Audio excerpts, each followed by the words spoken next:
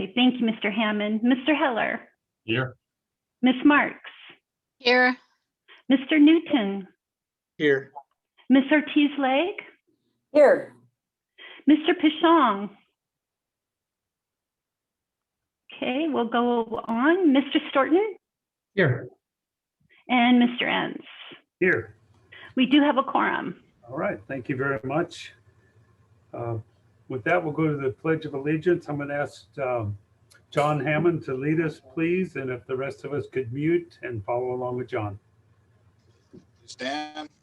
I pledge allegiance to the flag of the United States of America and to the republic for which it stands, one nation, under God, indivisible, with liberty and justice for all. All right, thank you, John.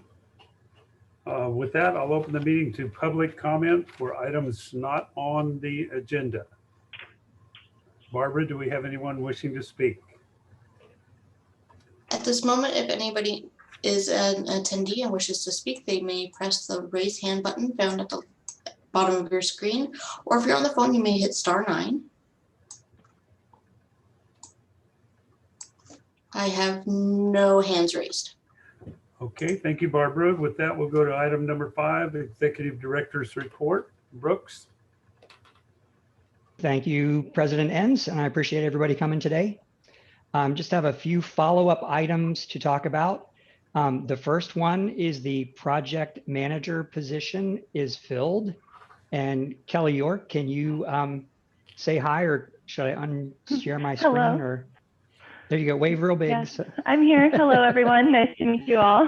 so let me just tell you, we are ecstatic to have Kelly on board. She's a local who comes with some solid waste industry knowledge from waste management, and she has truly hit the ground running for us with SB 1383. And so Patty and I are just ecstatic that she's here. So thank you, Kelly. And last month, the board approved the memo for the rate resolution and to refund the overpayments to haulers who had overpaid on the 2%.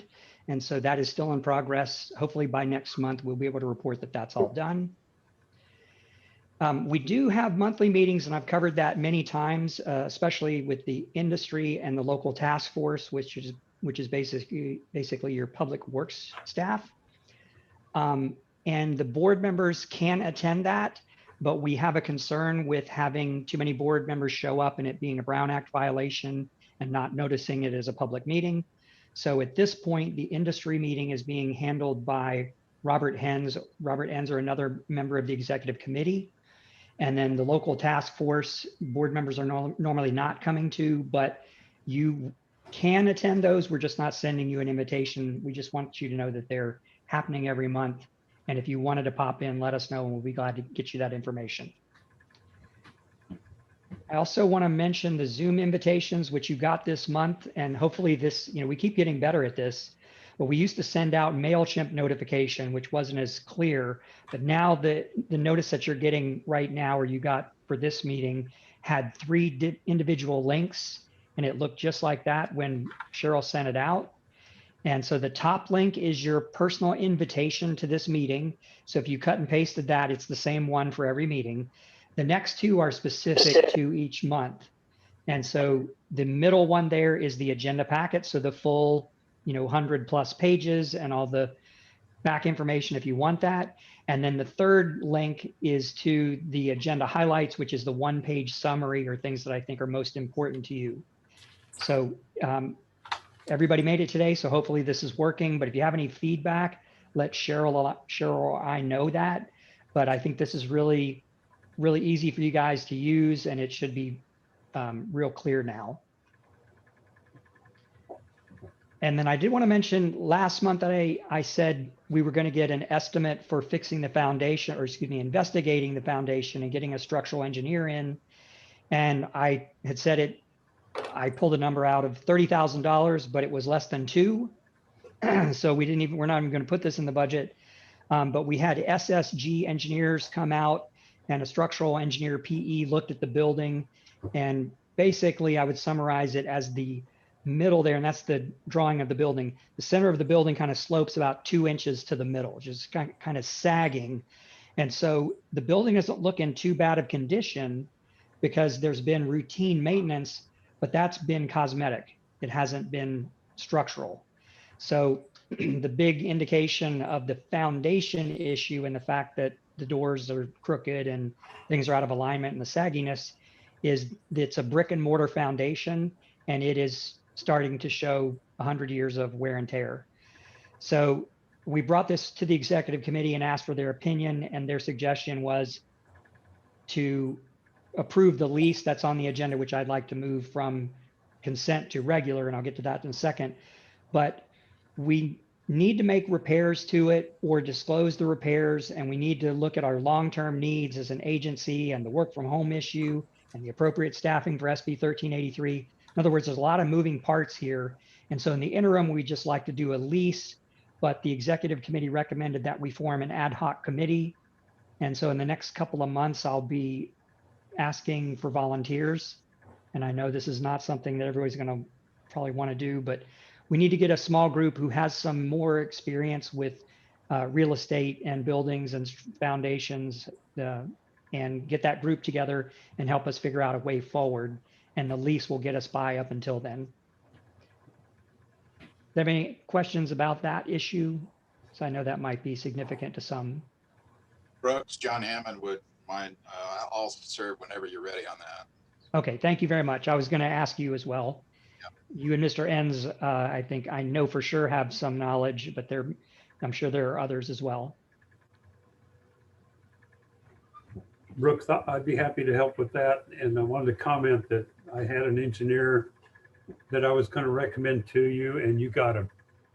Oh, that's excellent. Good job. Patty found them, so No, you I've can known thank her. Mike Smith for a long time. And Okay, good. he's excellent. Okay, so we'll bring that back up in the near future, form a committee, and then we'll start looking at all the options. And so with that, I will turn it over to Rob Hilton to give you an update on the strategic plan and SB 1383 rollout. Good afternoon, everybody. Good to be with you again. So I'm very pleased to announce that we have provided the strategic plan to staff. It's a 70-page document that details all of the action plans that are needed to implement all of those strategic plan elements that we've been talking about, and a resource plan, fiscal impact plan, and a staffing plan that talks about what the costs are and what you'll need to do in order to respond to that from a budget and resource perspective. One of the requests that the board made at a prior meeting was to break out the monitoring from the enforcement costs. Some of you will remember that there was a very large aspect of the costs that were bundled together as monitoring and enforcement. And since you asked to have the enforcement happen at the jurisdictional level rather than the JPA level, we were able to break that out. But really the largest component of the plan that the JPA will be responsible for relates to the monitoring of the system. And that's, in terms of labor hours, 2/3 or 3/4 of the overall need for the plan. Some of that may be accomplished through your own staff. Some of it may be accomplished through contract arrangements. And so we're working with staff to sort of flesh that out and dial that in a little bit in terms of the specific approach forward. I also wanted to let you know that we have begun our weekly meetings with the 1383 implementation team at the staff level, and are sort of watching closely over those implementation items and making sure things are getting executed on track. And we've also prepared and presented a term sheet for the franchise agreement adjustments to both the industry group and the task force in this past week. So we have definitely hit the ground running quickly, and we've got a new project manager engaged so that Morgan can be focused on the franchise and ordinance stuff, and we've got another resource available to really focus on the rest of the implementation. So we're thrilled to be part of the team, and looks like we're positioned for success at this point.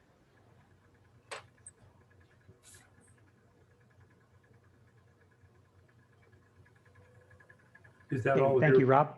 Okay, thanks. Go ahead, Brooks. Yes, sir. That's, unless there are questions, that completes my oral report.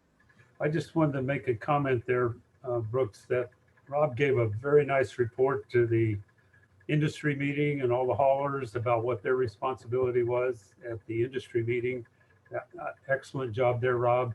And also wanted to thank you in your 30-member company there, I think. We got the president and we appreciate it. Thank you very much. Brooks, go ahead. Okay, thank you, sir. That brings us to the consent agenda. I would just ask that we move item 8 to the regular agenda because I'd like to make an adjustment to the term of the lease.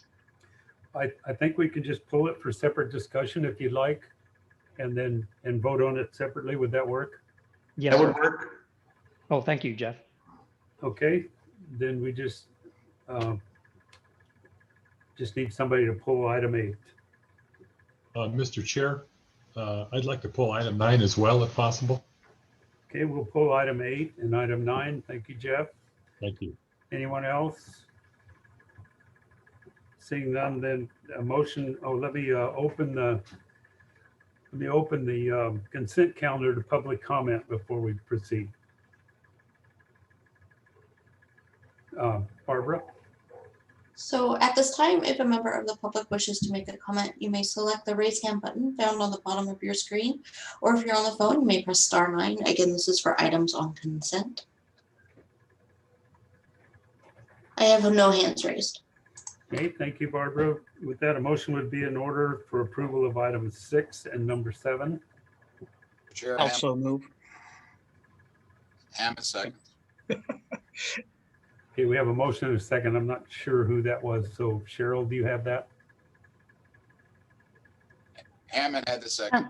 Thank you. Yes, President Enns, I got Mr. Bourbeau as our motion maker and Hammond as second. Is that correct? I think that's correct. Okay. Okay, thank you, Mr. Bourbeau. Yeah, yes. Mr. Hammond, Aye. Miss Arnold, Yes. Miss Bright. Miss Bright, I saw you come in. Are you muted? Okay, we will show Miss Bright absent for right now. Miss Compton, Yes. Mr. Gibson, Yes. Mr. Heller, Yes. Miss Marks, Yes. Mr. Newton, Yes. Miss Ortiz-Lake, Yes. Mr. Pichon, Mr. Storton, Yes. Mr. Enns. Yes. Okay, motion passes. All right. Thank you, Cheryl. We'll take item number 8 next, lease of the additional office space in Brooks. You wanted to talk about that? Yes, sir. Thank you.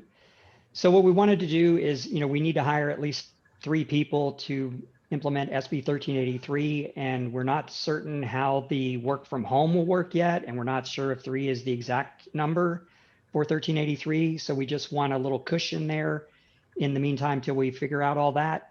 And we also know that the market for commercial real estate is very much in flux right now. So we looked around and examined office space near IWMA, but we looked at a couple other towns as well. But the lowest price that we could find, and it was adjacent to us, was literally the Tees building next door, or the Tees house. And so it was $1,800. And we asked the executive committee to review that and look at it. And there's the actual, it's the lower floor of the space nearest our building. It's like 75 feet from where I'm sitting right now. But we asked for a 24-month lease, but in looking at the flux of the market, we think it would be better to execute a 12-month lease with 2 6-month extensions. And the landlord has agreed to this, but we didn't have the paperwork yet to put that in the agreement.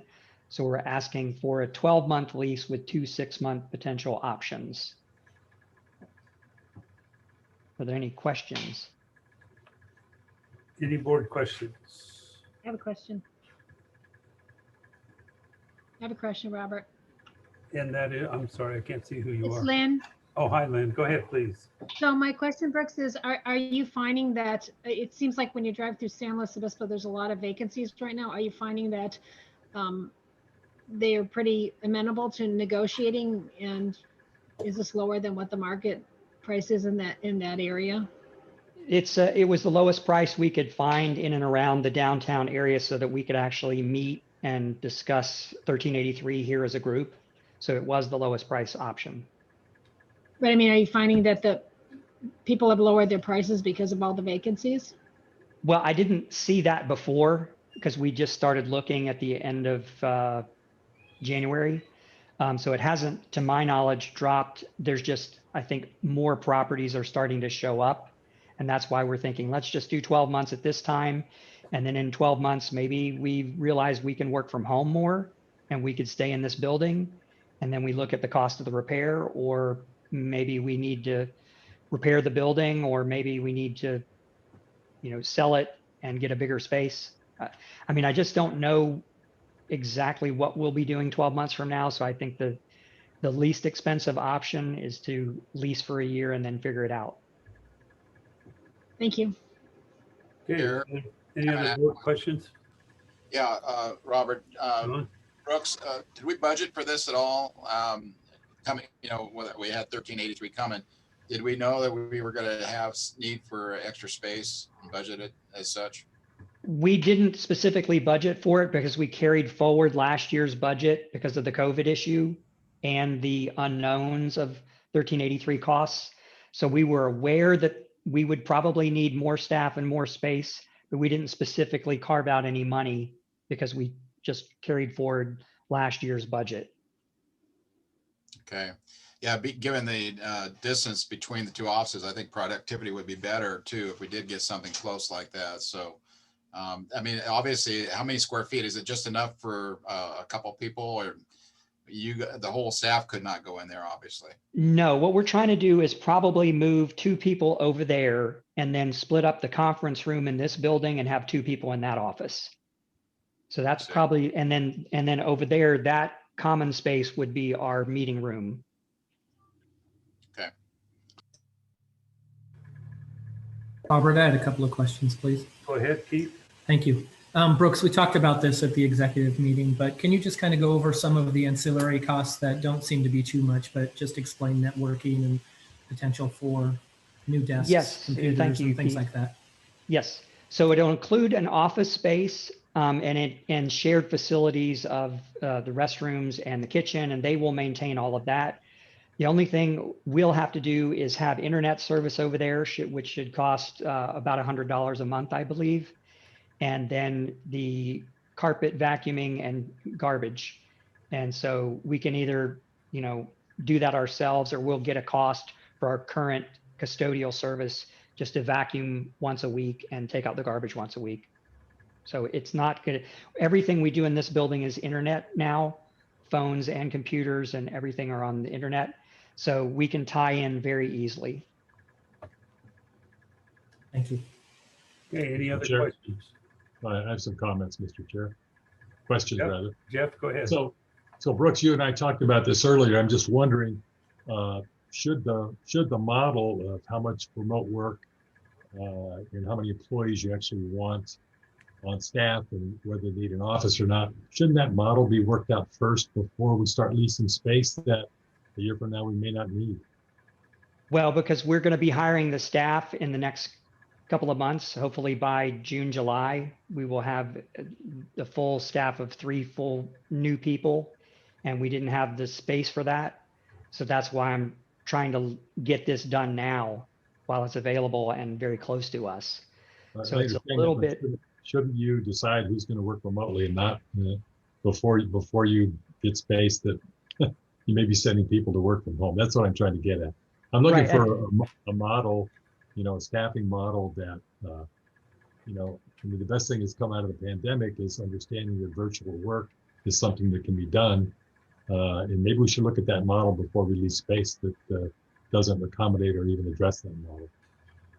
Well, at this point, we know the staff are coming because 1383 is coming. And so we want to have everybody in the same office space and work together and learn 1383 and how it can be worked out. And then we can see if we can allow people to work from home. So my model right now is to have everybody here on site implementing 1383 as a group over this next year.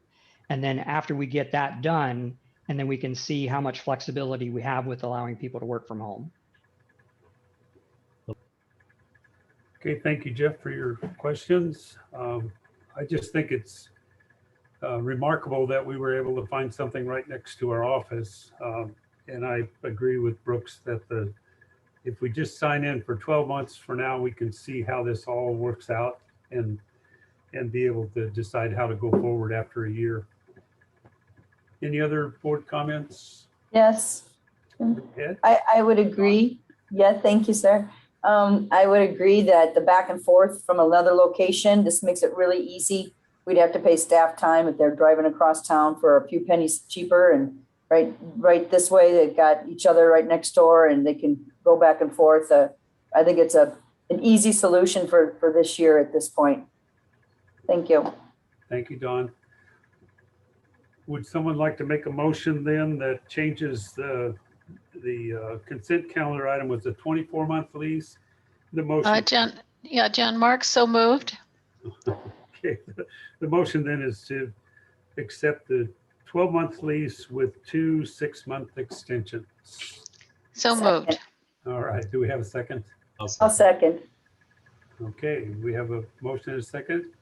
Any other discussion? Cheryl, roll call vote, please. Ms. Marks, Yes. Ms. Ortiz-Lay, Yes. Ms. Arnold, Yes.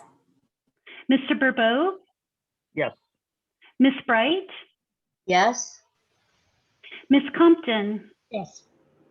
Mr. Gibson, Yes. Mr. Hammond, Aye. Mr. Heller, Yes.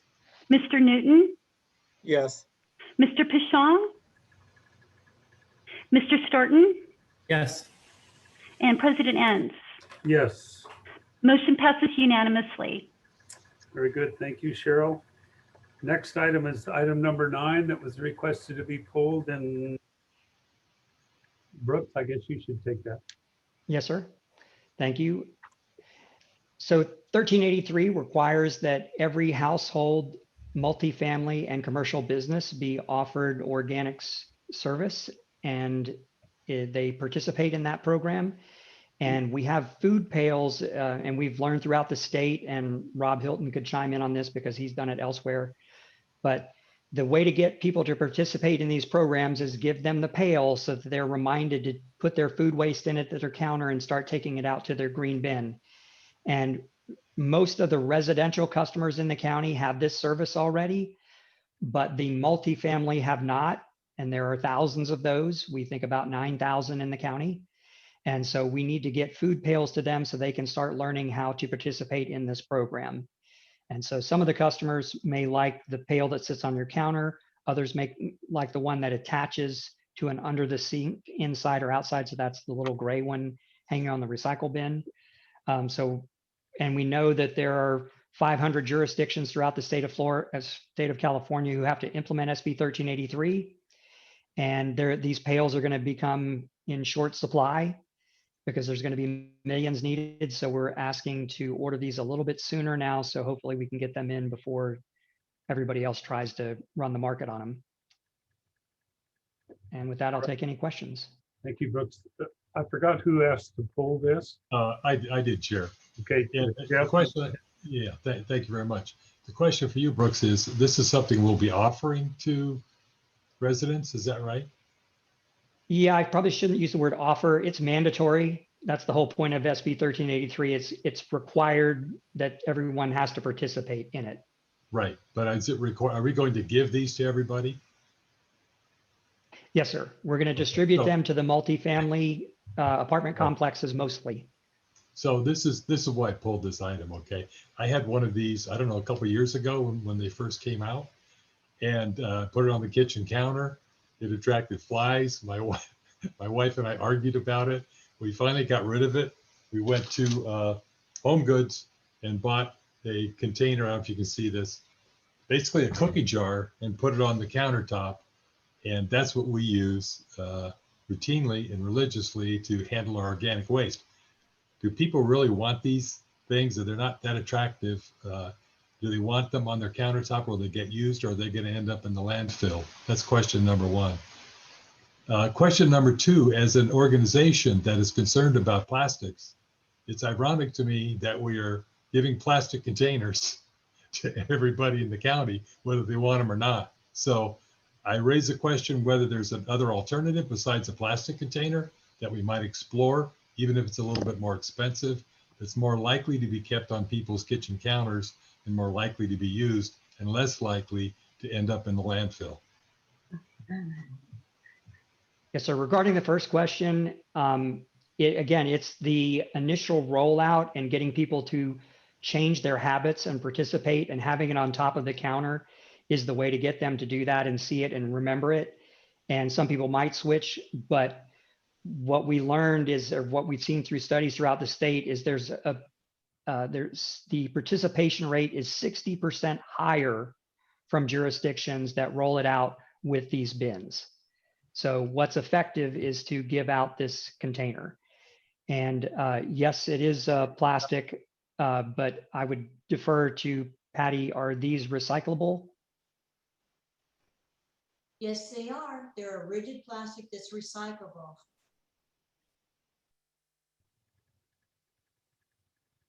And they're dishwasher safe. They can be easily cleaned. They pop open and stay open whenever you're trying to put waste in them. So they may not be the best design, but these are, well, they're the best design that we've found so far, and it's pretty much the statewide model. Okay, so how many of the board members have one in their kitchen? That's what I want to know. That's all I use them. I use it. I've used it, and okay, it's. I'm the only one then. Okay. Jeff, I mean, you should probably ask who cooks first. I cook. My wife cooks. We have a little compost bucket that we bought with a bamboo filter, and gave that one to our daughter who didn't have one. So. Okay, well, I'll look the other way on the fact we're giving plastic containers to everybody. Okay. Thank you for letting me vent a little bit about this. Appreciate it. Karen Bright here. May I ask a question, please? Yes, please, go ahead. Thank you. So, just to clarify here, so does everyone get one of these pails? Everyone in the single family residence as well? Most of the single family residents have already received these. We've been doing this for years. Well, I can tell you, I have not.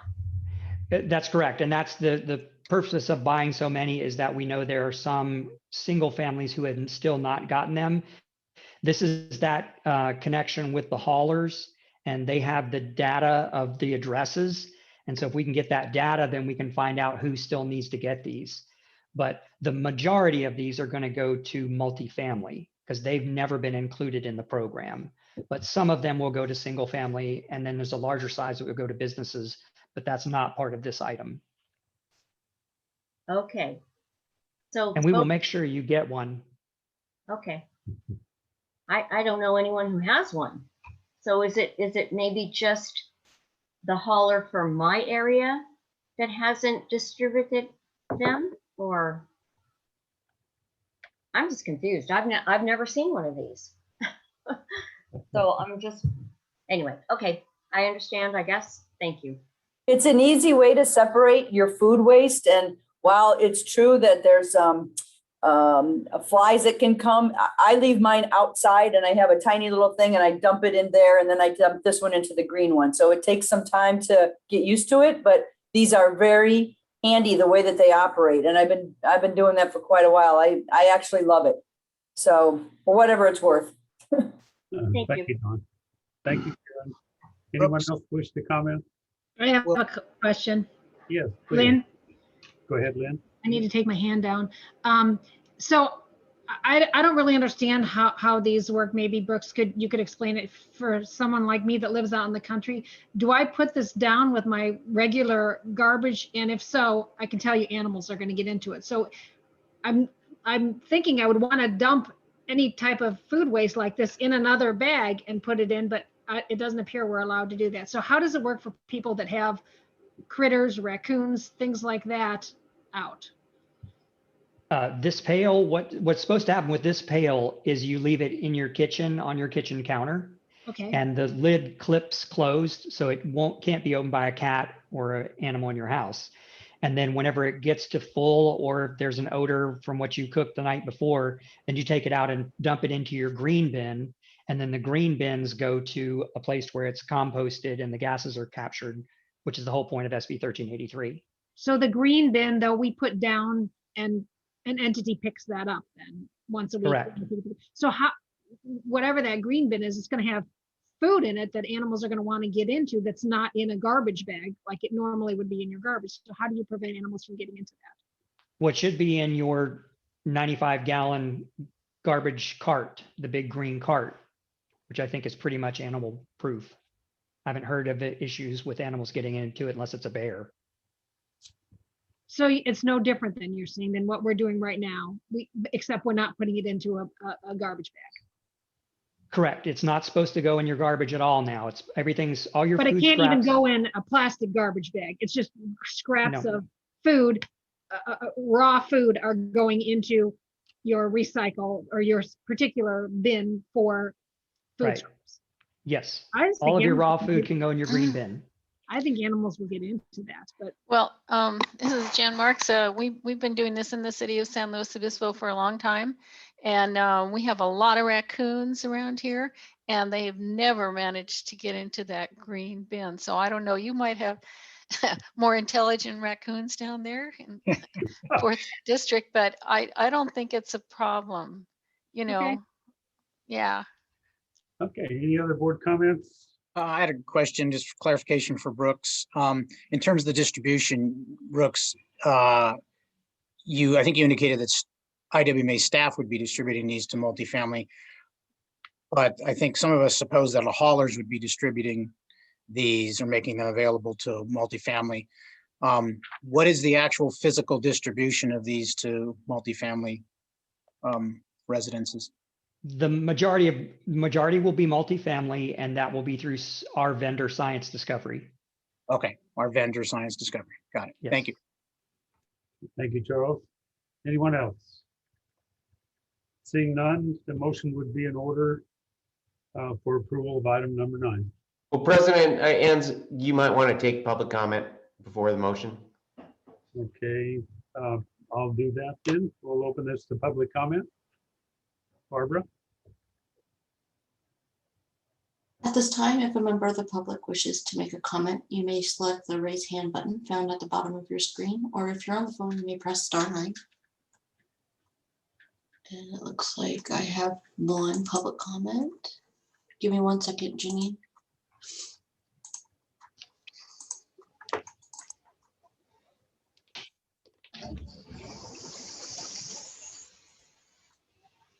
Shut the door.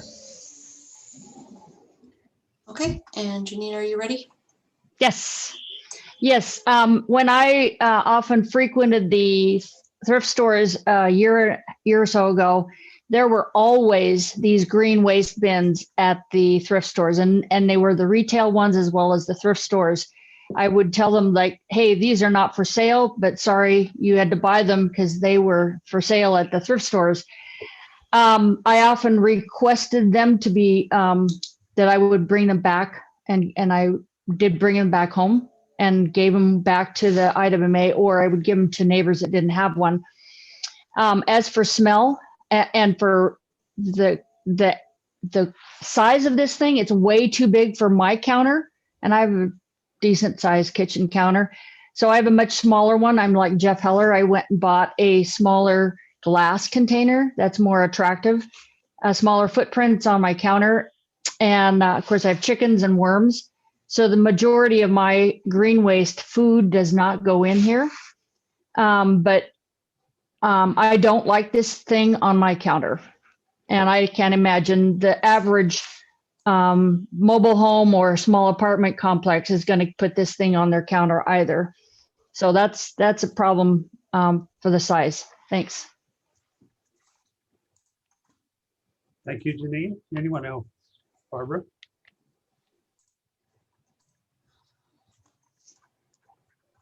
I have no other public comment. Okay, then I'll close public comment. Thank you, Jeff, and bring this back to the board for a motion for approval of item number 9. I'll move to approve item number 9 in the purchase of the Garbage bags. Garbage bins, sorry. And do we have a second? Hammond will second then. Thank you, John. Any other discussion? Seeing none, Cheryl, roll call vote, please. Ms. Ortiz-Lake, Yes.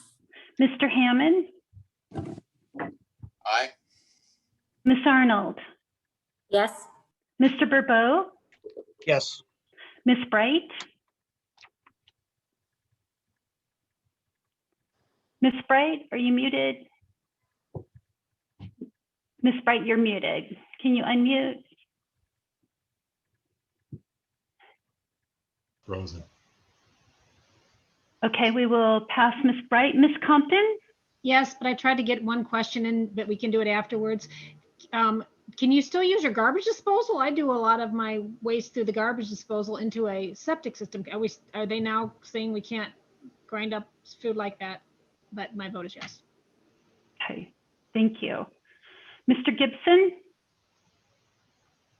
Yes. Mr. Heller? No. Ms. Marks? Yes. Mr. Newton? Yes. Mr. Pishong? Yes. Mr. Storton? Yes. President Enns? Yes. Okay, motion passes 11-2 with 1 no and 1 absent, unless I have Ms. Bright yet.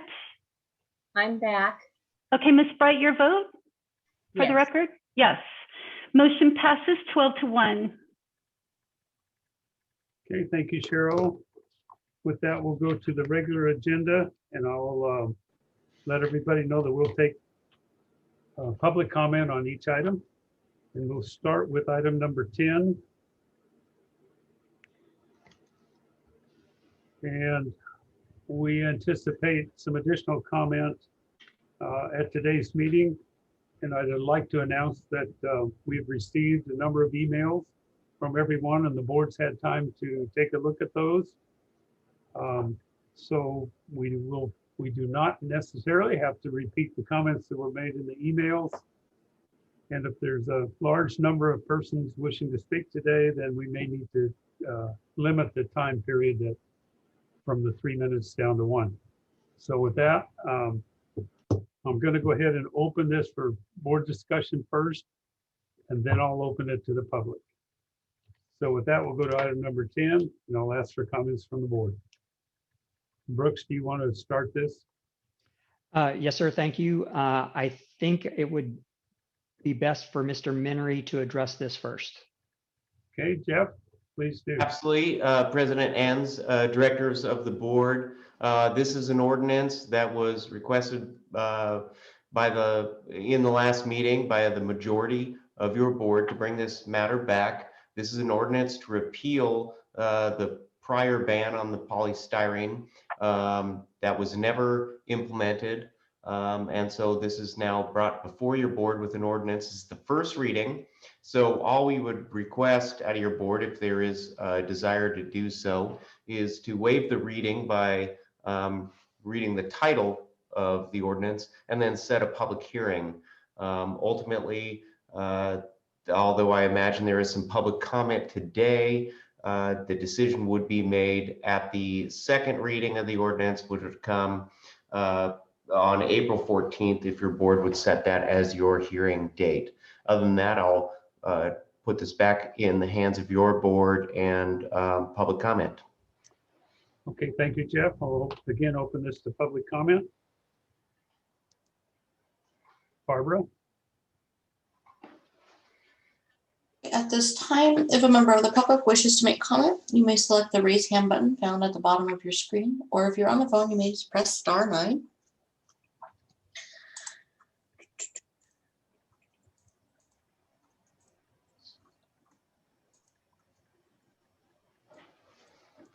Okay, looks like I have a couple coming up.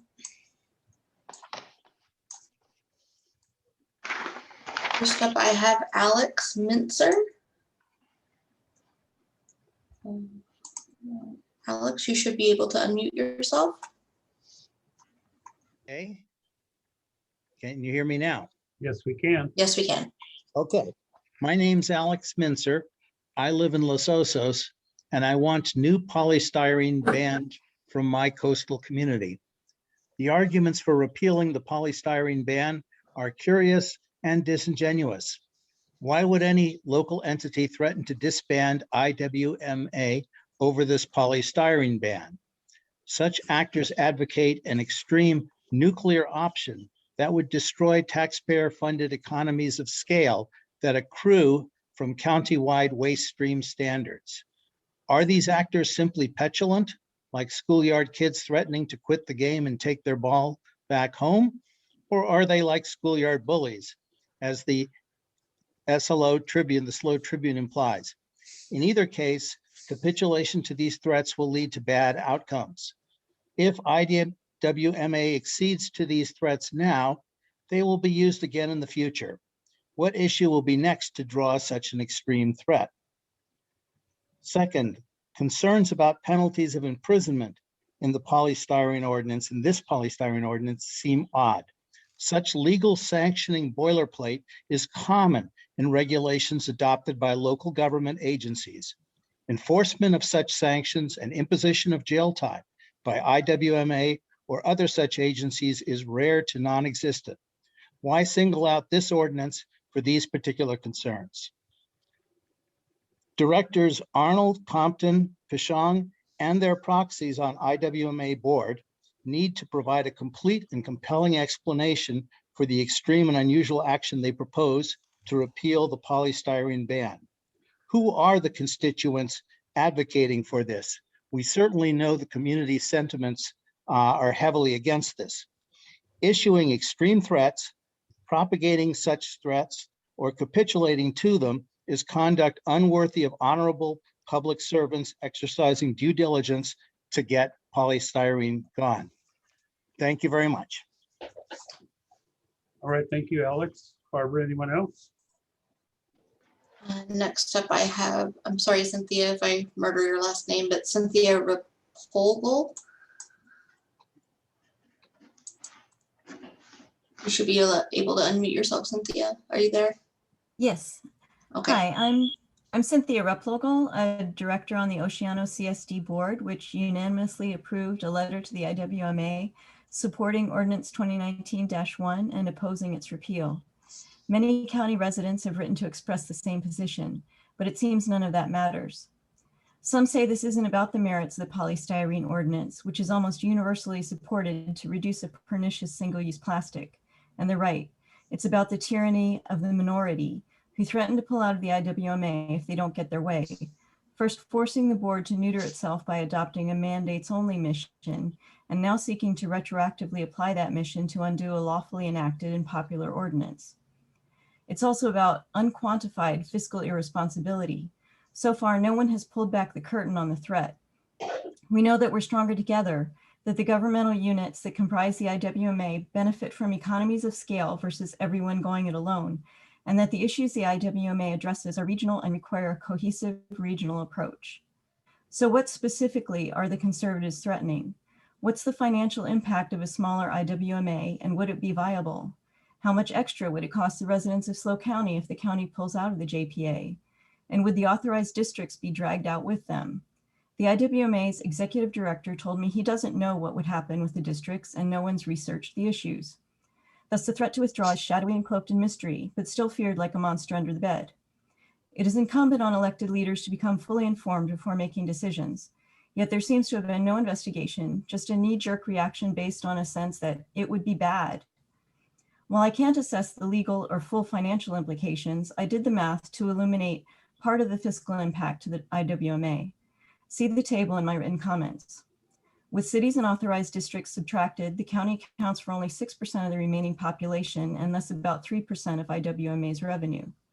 Still, there's the question of whether the districts could remain, or if all are bound by the decision of 3 supervisors with disproportionate influence. If a revised JPA became necessary, perhaps it could be structured more democratically. I urge the board to at least postpone a decision on the ordinance and direct staff to gather information on the consequences of anyone making good on the threat to withdraw, which is driving the push for repeal. It may be that the threat is ultimately found to be toothless, that the monster disappears when exposed to light, detailing the fiscal and general irresponsibility of pulling out over the polystyrene ordinance could diffuse the threat. There is also a fog of war surrounding the repeal effort. This includes misleading staff information, implying the state will soon enact a law specifically covering polystyrene when that's not the case. And all the while that Ordinance 2019-1 supports an existing state mandate, the California Integrated Waste Management Act of 1989 requiring reduction and diversion of solid waste, that inconvenient fact is ignored. Members of the board, don't be scared of shadowy threats or deceived by misinformation. Please vote against repeal or table the repeal ordinance until you are fully informed on the real reasons behind it. Thank you. Thank you, Cynthia. Anyone else, Barbara? Yes, I have Luke Dunn next. Luke, you should be able to unmute yourself.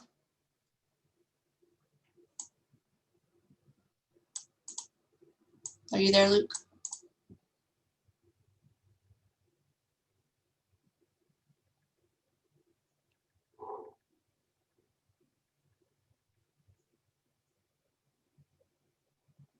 Luke, are you there?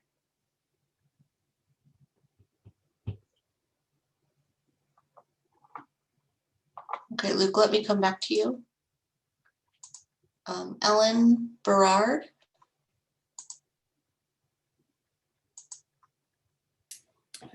Hello, my name is Ellen Bayrell, and I have served on the IWMA in the past. And I see your board as, leadership for our county. And when I saw that the polystyrene ban, which took a lot of work to put into place, was being repealed, I saw that the IWMA is losing its mission to be leaders in our county and in our state. So I encourage you not to go backwards in time and to be leaders and support the efforts of past IWMA boards and not repeal the polystyrene ban. I have sent you an email as well, and I hope you will do the right thing. Thank you. Thank you, Ellen. Barbara? Okay, let me try Luke one more time. Okay, Luke, you should be able to unmute yourself.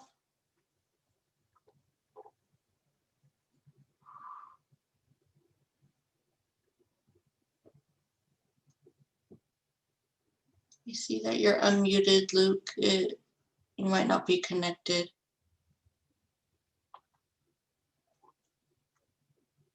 I do have one more, so let me circle back to you again.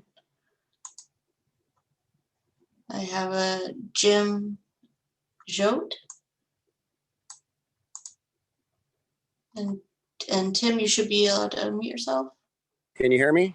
Yes. Tim Jouet. Oh, I'm sorry. I want my camera on. Can I turn that on? No, you cannot. I thought I saw some other public comment with their cameras running. Is that not true? That's not true. Oh, great. Well, I'm down here in a creek because I thought it'd be a nice thing to show you what you're talking about, the reality of the situation.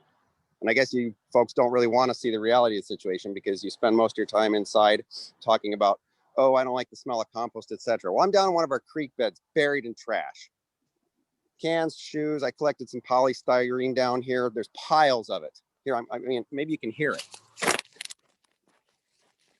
No, I mean, plastic bags. There's not anything that's not down here. Car parts, batteries, rugs, food containers. It's disgusting. And what it is it's business as usual. And you guys want to go backwards from business to back. I mean, business as usual is already a nightmare. I sent you a picture earlier in the week of polystyrene. I guess what I'm going to start doing maybe is collecting this stuff, and instead of throwing it away, bringing it to you folks so you can see what, sitting in a room and talking and having a meeting and, oh, let's rely on the state, etc. Because, we don't care what the state says about COVID relief or rent relief. We're going to go it alone. But when it comes to shirking our responsibility as a county, then we're going to rely on the state. So I'm really disappointed that I couldn't put this on video for you. Maybe I'll just, keep collecting this stuff because nobody seems to care. Thank you, Janine. I appreciate your efforts. But, I don't know what we have a government for. If, I know half of our board of supervisors or more wants to destroy our government. They think, we're best left all to our own devices. So that's my comment for today. I was just going to show you, but instead I'll go on a rant. Thanks. Okay, thank you, Tim. And Barbara, do we have anyone else?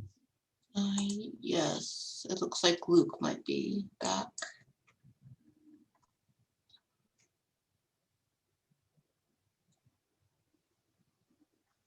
Okay, it looks like Luke, you are on an older version of Zoom, so I am going to have to promote you to panelist in order for you to make your comment.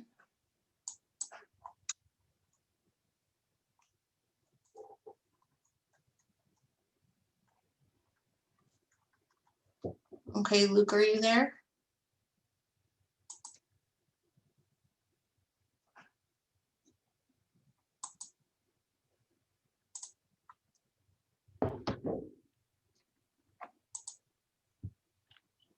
Okay, it doesn't look like. Unfortunately, I don't think it's working. So I believe that is it for public comment. Is that all for public comment, Barbara? Yes. Okay, then I'll close public comment. And Brooke, I'm going to bring this back to you. Is there any comments you'd like to make before I go to the board?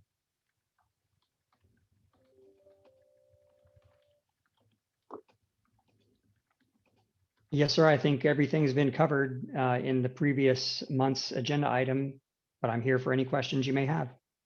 Okay, thank you, Brooks. And I would remind the board that the issue before us today, as Jeff Menery has pointed out, is in the staff recommendation. It's item number 2, and item number 3 is to waive the first reading of the ordinance following a reading of the title in full and set the public hearing for April 14th. So with that, any board member comments would be appreciated. Some comments, Chair. Jeff? Thank you. Thank you very much. As most of you know, I oppose to the rescission of this ordinance primarily because it was developed in 2019 when before the mandates only became the strategic mission of this authority. And that still troubles me. But this morning, I must be frank, I reread section 8 of the 2019 ordinance, and I agree with those who think that the penalties of any possible violations is a bit of an overkill. It does seem out of line and out of whack with the actual potential consequences of not complying. So I would like to suggest that rather than rescinding the entire ordinance, I suggest we amend section 8 of the 2019 ordinance so that the severity of penalties is more in line with the severity of any possible violations, and I'm prepared to make a motion to that effect. Those are my comments. Thank you, Jeff. Other board member comments? Jan Marks, I have comments. Jan, please. Thank you. Well, I'll start off by saying that I know this board stands for the value of recycling, and I am a recycled council member. I was on this board in 2009. And I just want to start out by saying I oppose the repeal. I would be open to the idea of eliminating section 8. And I want to go back to 2009. That's 22 years ago. I, at that time, was part of a group that did something that we are very proud of today, and that is creating our anaerobic digester. We initiated this project, this program, which extends the life of the landfill, reduces greenhouse gas emissions, gives us a renewable source of electric energy, produces compost and liquid fertilizer, and contributes to the state's goal, mandated goal of 75% reduction of organics in the landfill by 2025. Okay, the reason I'm bringing this up is that we did this without a state mandate to do it. We did it because it made perfect sense for our region, and it's the jewel in the crown of the Integrated Waste Management Authority.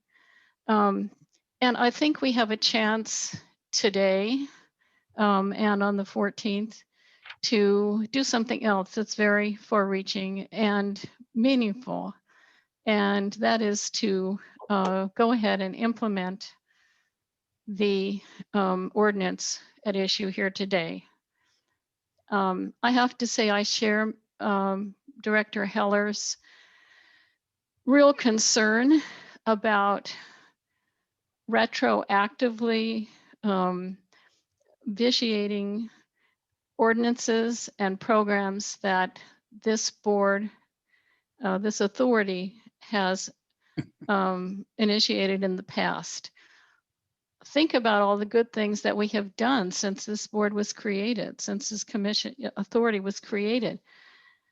When I voted for the idea of only initiating state mandates during my first meeting, my understanding was that we were talking about a strategic plan for the next 5 years. I had no idea that that was going to be utilized as a way of backpedaling on decisions that this authority had already made. I'm very concerned, and I would like to hear from Director Keith Storton if he's willing to tell us about how it's working in AG. I mean, they have fully implemented, it's my understanding they've fully implemented this ordinance. In the city of San Luis Obispo, I have to say that the ordinance that we have, which is not as far reaching as the one before us today, nonetheless, it is very popular. It has been embraced, and the restaurants, before COVID, they were thriving, and having to just use biodegradable containers did not put an undue burden on the restaurants. And I just want to also point out that the vast majority, there's tremendous public support for this ordinance. I think we need to stand up, develop some backbone, and go ahead and go ahead and implement the ordinance, not repeal it. So I'll stop right there. Thank you.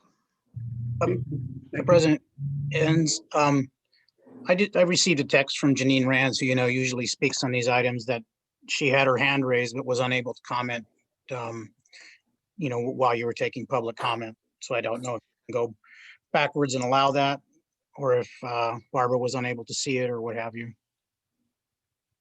Thank you, Charles. I don't have a problem with going back to that, but let's finish the board discussion first.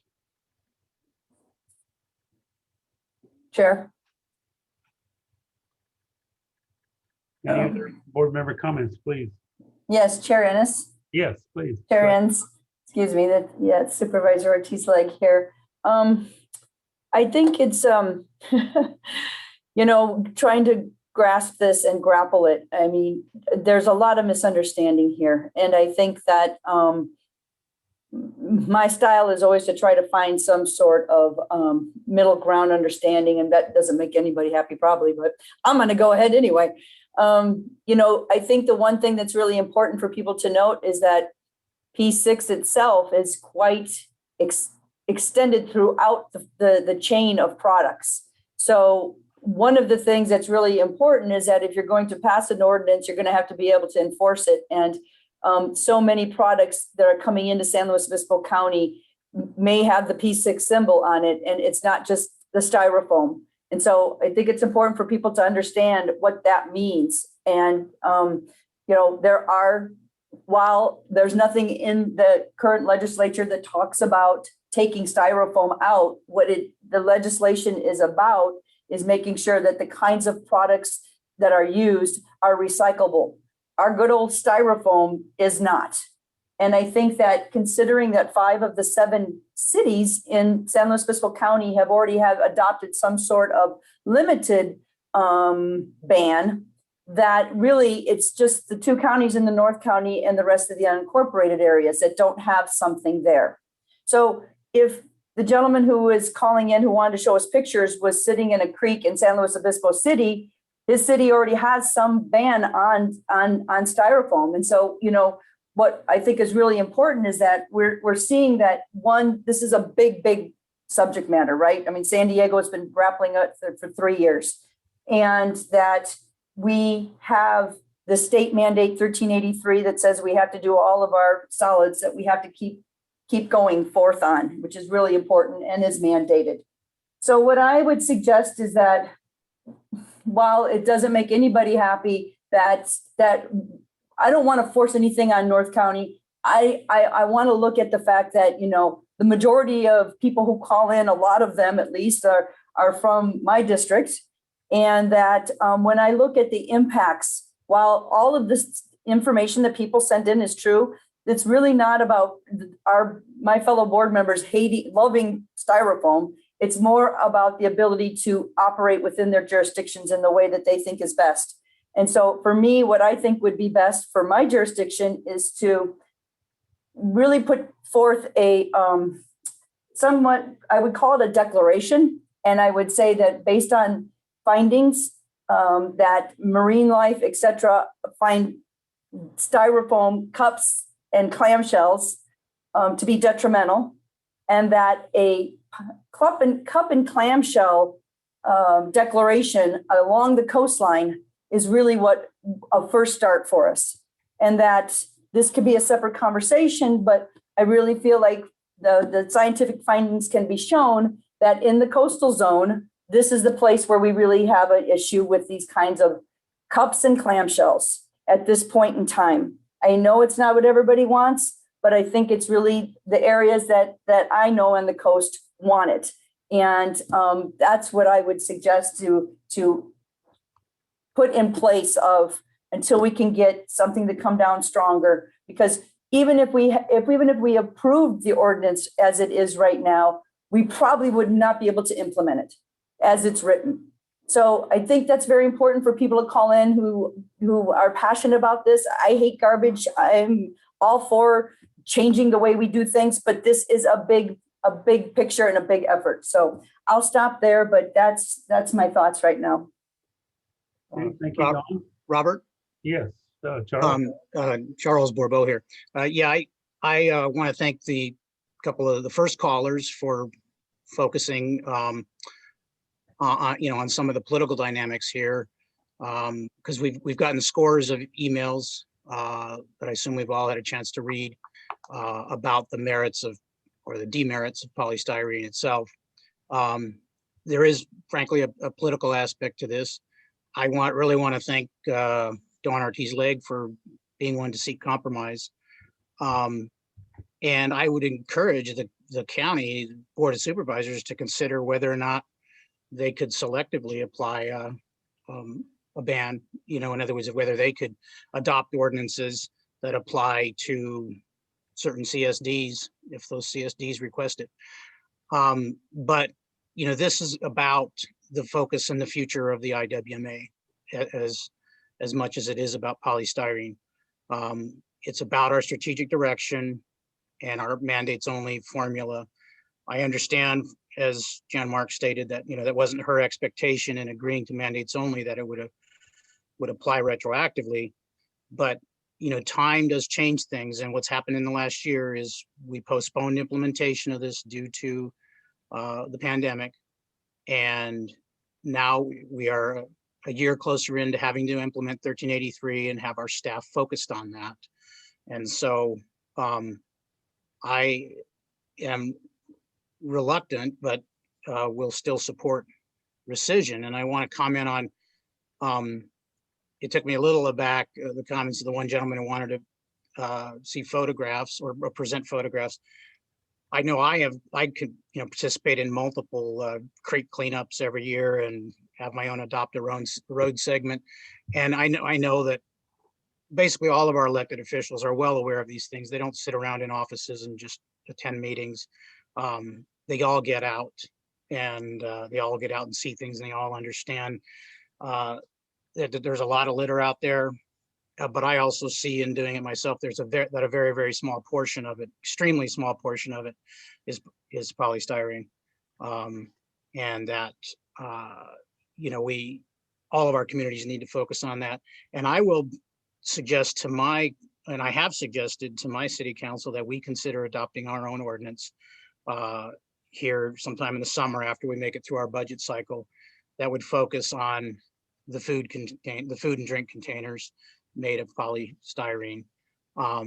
Because one of the other things that came about in our discussions here at the IWMA is any enforcement that were to occur would have to occur pretty much at the local level, that the IWMA has no real enforcement capability, notwithstanding its strong language.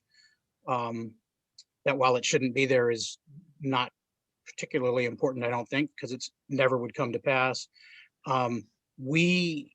If we're involved in enforcement, then I would want that enforcement to be what my local jurisdiction has has agreed to pass. So I'm going to move in the direction of having our city adopt its own ordinance, as the others have done and are free to do, and are free to expand like Arroyo Grande has to incorporate this language of the IWMA ordinance. But when I weigh it all out, it's a somewhat close call, but I have to weigh it out in the favor at this time of proceeding with the rescission. Mr. Chairman, if I might. Yes, please Bruce, go ahead. Bruce Gibson, thank you. You know, I appreciate members' interest in putting forth rational arguments for the ordinance as it stands, for putting forth compromise that might, you know, find some kind of common ground. But I think we really have to be honest and ask whether any of the 7 votes that have moved this item to the point that it is are going to change today. And, you know, the real question to me is whether this organization is going to live out the true value of its mission to handle solid waste in this county. And we've heard a number of arguments, particularly weak ones, that somehow it's inappropriate for this organization to legislate on behalf of the entire county. That's in fact why we've been put in place. I expect we're going to have that one trotted out again. We've heard the argument that certain members can't support this ordinance because of the penalties involved, where I think they don't or don't want to, in fact, understand the nature of a misdemeanor, and that a penalty for any particular misdemeanor depends on the severity of the crime. So the suggestion that any violation of being in possession of polystyrene or selling it is going to end up a person in jail is, I think, a gross misreading of it. You know, the matter of letting each individual jurisdiction go its way, you know, that's an easy path to take if we don't want to really stand up and put forward a mission here to manage solid waste by means and manners that are good for our communities and good for our environment. And quite clearly, this material is a disaster in our environment. And what we have put forward is not by any means draconian. And I think we see that in the fact that we have had zero public comment coming forward in support of deleting this ordinance as it is right now. And while we've had copious public comment in support of it. So, I mean, the question really then boils down to, you know, those who have concerns about this organization acting boldly, whether they might find the motivation to move forward. This organization is perfectly capable, if provided the resources, of not only handling AB 1383, but also doing its usual education-based implementation of this ordinance. The question really remains whether ideological concerns by some of our members are going to trump an effective management of a substance that this organization's, you know, should be taking strong action on. So I think it might simplify the discussion if we find out whether any of the previous 7 votes are going to change. Thank you, Mr. Chairman. Anyone else? President Enns, Ms. Arnold has had her hand up for a while. Okay, I can't see Ms. Arnold, but please go ahead. All right, thank you. I've listened to my colleagues, and I think for me, and I feel like I'm repeating myself, but we are talking about the mission of the IWMA, and a couple of my colleagues have mentioned that the mission of the IWMA is dealing with our waste stream, and I'm going to put some words in their mouth, but pushing us towards legislating. That's been the bee in my bonnet the entire time that we've been discussing the styrofoam. The Board of Supervisors, when IWMA was first formed in this county, entered into a JPA to combine resources and help achieve compliance with state mandates, to educate the public on good stewardship and recycling and those sorts of things. But if you propose something like this, like the IWMA today, and you told the constituents throughout the county, look, you're gonna find laws being formed in this county by this body, this 13-person board, many of whom you don't know and don't really have jurisdiction. You didn't elect them, but they will be able to legislate over the entire county. And I've been discussing this with my constituents. There's pretty much nobody that wants that to happen. So a perfect example, as we've been discussing this polystyrene situation, is that you have a Board of Supervisors who presumably then govern over our constituents or the unincorporated areas of the county. The majority of the board has not gone forward with this or voted to go forward with this yet. This IWMA seems to be pushing towards regulating and legislating over those areas, even though the folks that do have the jurisdiction of legislating over the unincorporated areas are not going along with this. So that's just an example of the problem. Most constituents would not agree to expand the authority to a board of city council folks or CSD folks that were elected in their own jurisdiction, expand their authority to be able to govern over places outside their jurisdiction. So I'm going to stick with that, and I'm going to tell you all that polystyrene, to me, this is just the issue of the moment. But the real issue here is governing without representation. Then I'll go on to say that most of you have the jurisdiction you were elected in, that those bodies have adopted a polystyrene ban. Great. The folks that have not have the opportunity to do so. And if you you've been elected in a city or a CSD and you'd like to see this expanded, then lobbying the state, I believe, would be the proper avenue to achieve that. I would like to see this this body, the IWMA, to continue what its original mission and the JPA stated when it was originally signed, to combine our resources to help help achieve compliance with all these many state mandates and educate the public. I think we can all agree that not everyone is always going to be responsible with trash of so many kinds of environmentally detrimental trash. Most of you know I live in a remote unincorporated area of the county, and we pick up the trash along the roadside. If I thought the answer to removing a lot of that was to ban those products, probably my first one would be beer and beer cans and beer boxes and those sort of things, because we constantly pick that up. The governments, and I'm going to talk about the county, but I'm sure many of your governments can't afford to, number one, keep the places clean without volunteers. Number two, though, even there's plenty of signs, we all pass them every day probably, that say there's a penalty, $1,000 penalty for littering or for dumping trash, but it's a very hard thing to enforce. And I'm going to argue that in some of the remote areas of the county that all of us enjoy, it just isn't enforced.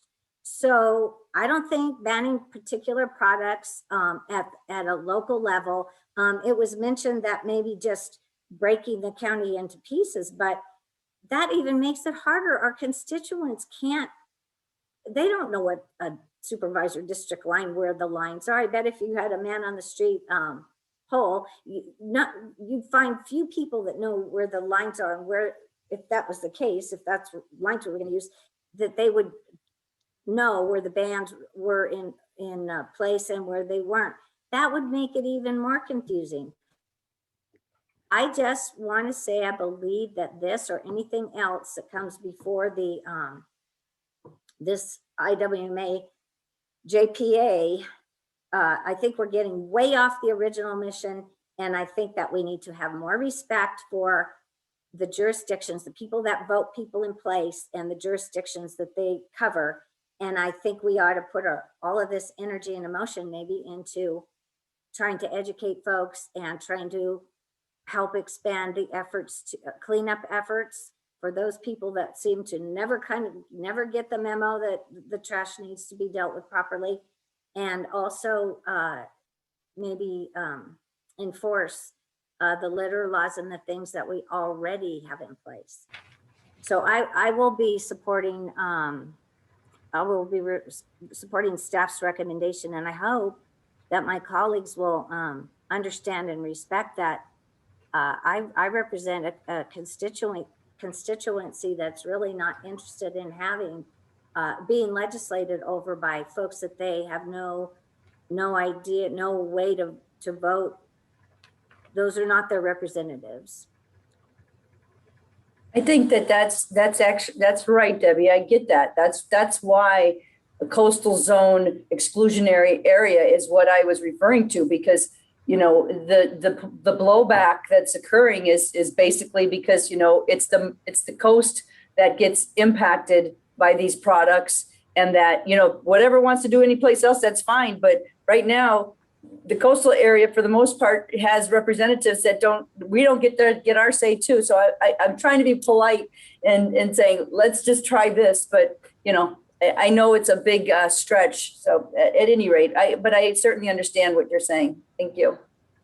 Thank you, Don. And thank Well, you. Don, I will answer you in just saying that maybe a place to go lobby this kind of an ordinance would be the Coastal Commission. If we're trying to go into jurisdictions, the proper entity that governs over that jurisdiction would be the Coastal Commission for the coastal zone. And maybe that's something they want to take up. Okay, thank you, Debbie. Any other board comments? Mr. Hans, I have some comments. Great, thank you very much.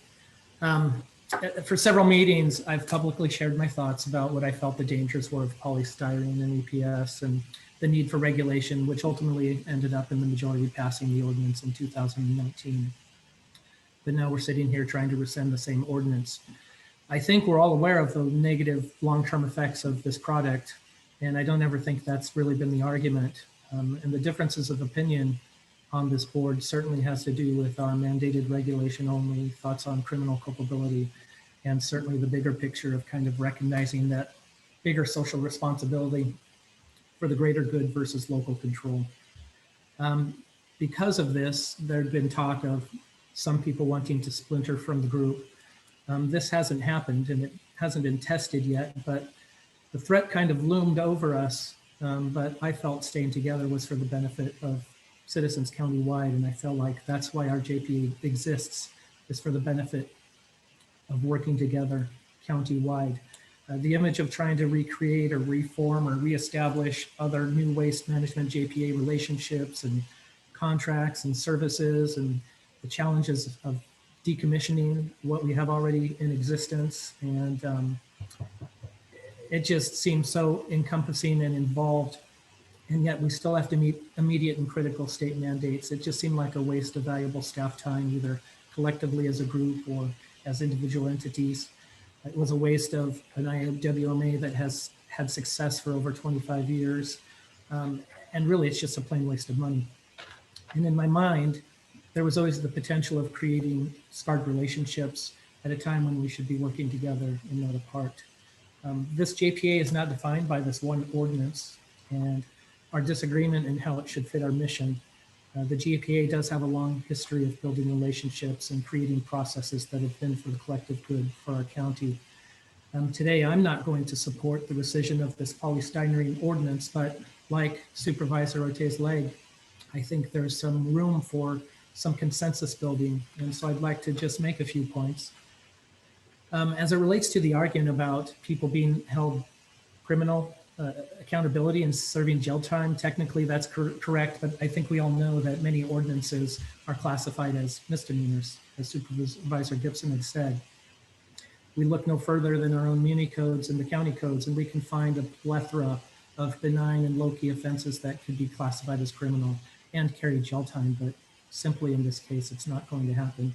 This is legally defined wording, it's standard, it's common, and it gives communities flexibility to make people accountable, to follow the rules.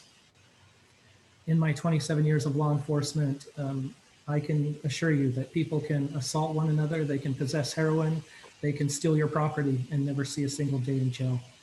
And we must remember the flexibility is written into this words, thousands and thousands of laws for judicial oversight and sentencing. The IWMA doesn't put people in jail.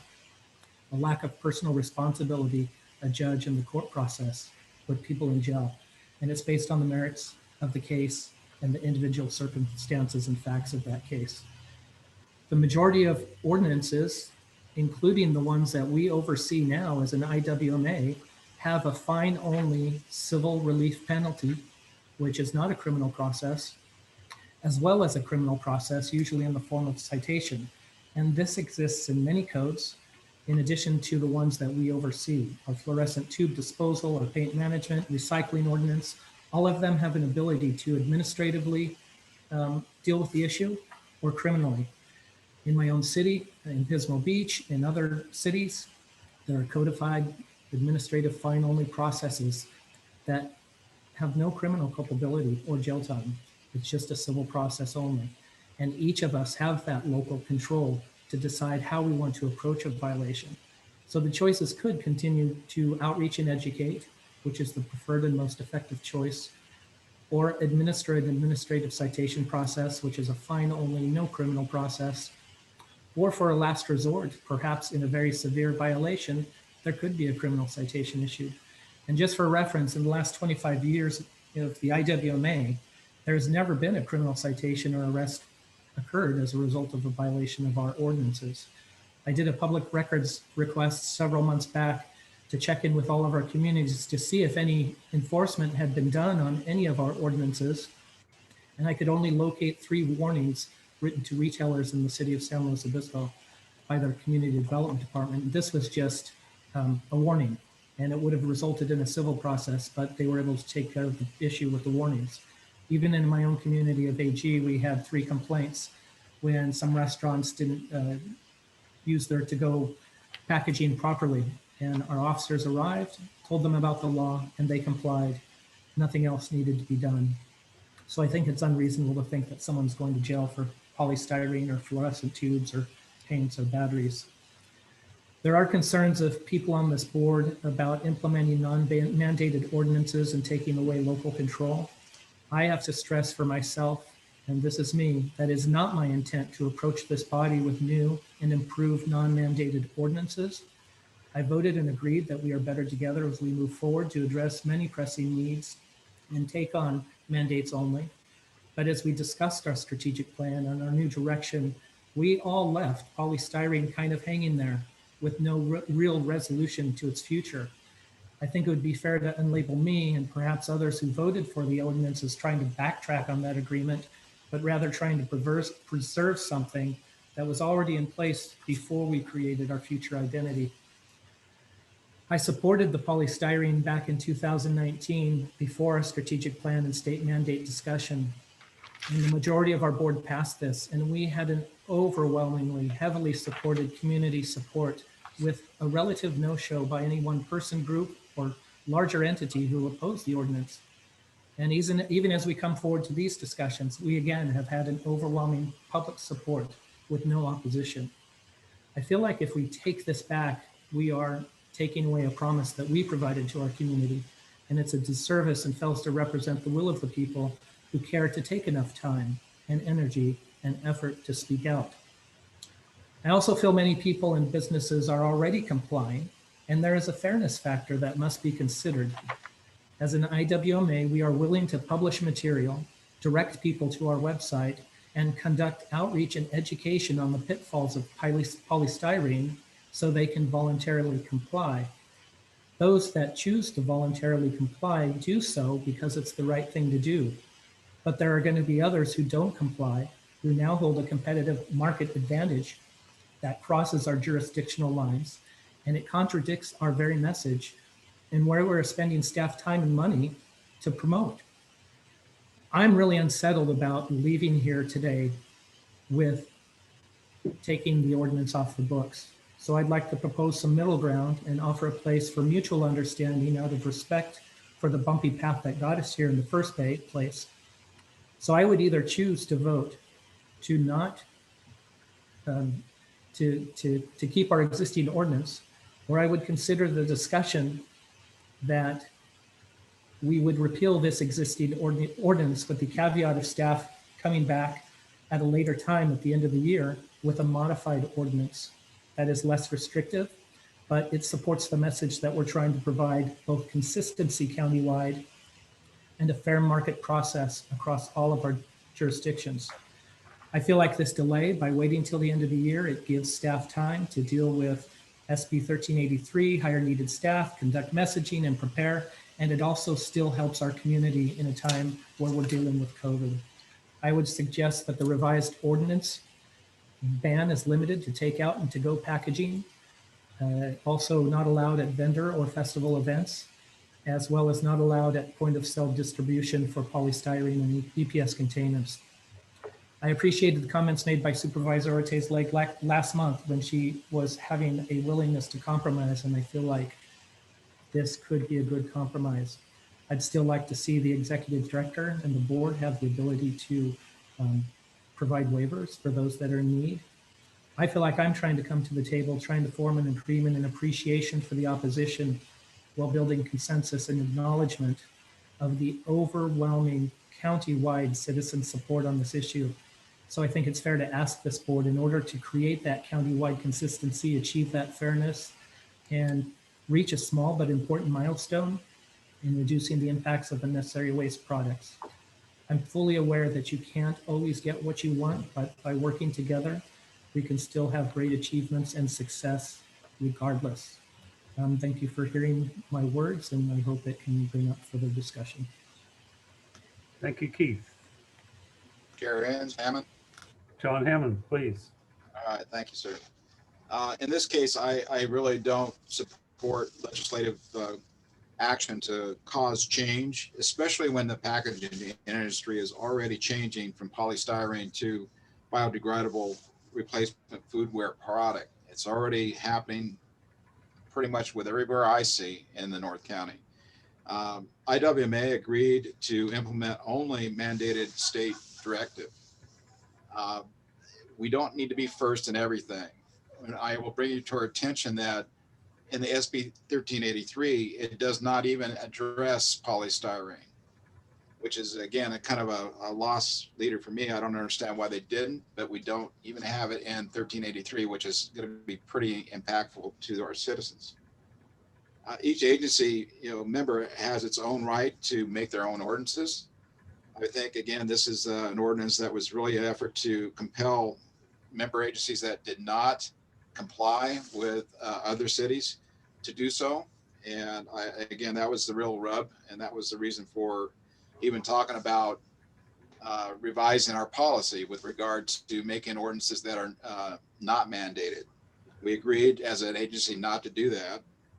I think people need to really do the right thing for themselves. They know that buying these kind of products from people who are using polystyrene is not the right thing to do. They don't have to buy the product. Therefore, that will cause change, with the restaurants and people that are still doing that type of food product handling. The ordinance is not enforceable. We all know that. And our mission, as far as the JPA, is to educate the public in all matters with waste management. That is really, I truly think, is the best way to compel change. We actually even have on our website a polystyrene replacement product list that restaurateurs and everyone else who uses polystyrene can use as an educational way of getting to the right materials. Years ago, when we first started talking about this, I made a comment about in our industry, in the construction, there's a lot of polystyrene that's used for packaging. Since that time, our industry has already changed to more of a paper product. They, again, are doing the right thing and changing over time. We do not need to write ordinances to cause this to happen.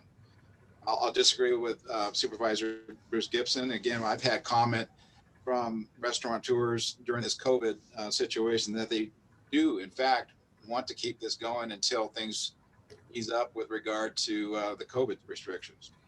A no vote by members today is telling other agencies to compel them to do what they say. In other words, taking away local control, which again is the biggest rub, I think, with a lot of us in JPA here, that would hope that the rest of you understand that there's different ways of doing different things. We do not have to legislate. That's all I had, Chair. Thank you. Okay, thank you, John. Other board John, members? John, please go ahead. Yep. So I appreciate everybody's discussion today. I think it's a very civil discussion, and we're having a debate on an issue. I will tell you that some of the community members that I have talked to have made threats and taken this very, very personally. And I apologize that they find that this is something that's a personal affront to them, but this is a policy debate. And I'm looking forward to, continued discussion. I like the idea that Ms. Ortiz-Legg had about a statement. But as John Hammond just said, a market-based solution is occurring. And if we can't ignore that, the world is changing. It's because the market is changing and they're doing the right thing. So with that, I'm actually going to make a motion to support staff's recommendation and pass ordinance number 2021-3-1. Excuse me, Karen Bright here. I've not been able to have my say yet, if you wouldn't mind. I can second the motion and then we can have Excuse discussion. me, I have not had my say. You all have. Okay. May I please? First of all, Jeff Heller had asked to put forward a motion some time ago. John, would you be willing to entertain that? Well, I go back to what Bruce Gibson had said, which is let's find out if anybody had changed. I don't believe, listening to everybody, anybody's changed. And so if we can go through it and we can vote it down and then we can go back to mine. But I tell you, I think that my motion probably should have precedence because we haven't changed. But it's up to you, Mr. Chair. Point of order. Ms. Bright has not had a chance to speak. Okay, we And also I have believe she Janine should have the same right that any other board member does. I didn't call the question, ma'am. All I did was make the motion. She can talk after it's seconded. So let me ask, first of all, go to council. Jeff Menery, are you there? I'm here, President Hans, and I'm guessing that, just to be clear, that Supervisor Pashong has made a motion to support the ordinance 2021-3.1 ordinance repealing ordinance 2019-1 regarding the regulation of polystyrene and expanded polystyrene. The only reason I say that is to read it, to waive the reading of the ordinance in its totality. But I believe that's the motion. Okay, but to make that clear, in the staff recommendation, and as I think you just said, is to waive the first reading. Yes. And does that include setting the public hearing on April 14th? My guess is, and Supervisor Pashong. Yes. Yes. Set the hearing, but it's staff recommendation in all other regards. Yes, sir. The second concurs, but Robert, you probably ought to make sure all members have had their say. That's for sure. Yeah, that's fine. We can do that under further board discussion. And Jeff Heller, can I go back to you? Yes, please. I would like to make a motion after we hear everybody. Well, we have a motion already. I'm sorry. What happened to my request to make a motion? I referred that to Jeff Menery, who indicated that I have to take the motion that's on the floor. And I know you asked, and I would only refer to Jeff to say, can we go back to the person that asked to make a motion first? Yeah, please educate me if you would. Okay, well, I was unclear on whether or not Mr. Heller had made a formal motion or was requesting to make a motion, so He had requested. I think that I'll leave that to the president, but I think we have a motion and a second. Apologize, Mr. Heller, if I missed that, but So in the future, if I suggest that I'm prepared to make a motion, that will be addressed as Chair Ensa suggested or not? I would believe that we didn't have a second to your motion, but there has been a lot of discussion, so I think discussion will continue, President Ans. Okay, I'm going to do two things. One is I'm going to ask for additional board comments. Do we have a second? Who was the second? I believe it was Miss Arnold. Okay. I want to be sure we had a second so we could proceed. Then I'll go ahead and continue this with board discussion. And then we are going to go back to public for Janine Rands only. And then I'll bring it back to the board. So at this time, board member comments.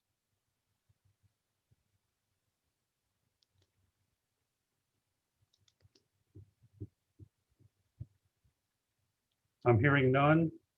President Ans, Yes. I think as we made the second, I know we all heard from Karen hoping to make her comments. So I'm wondering if she is still a bit, able to get on or unmute or whatever. She said she had comments to make.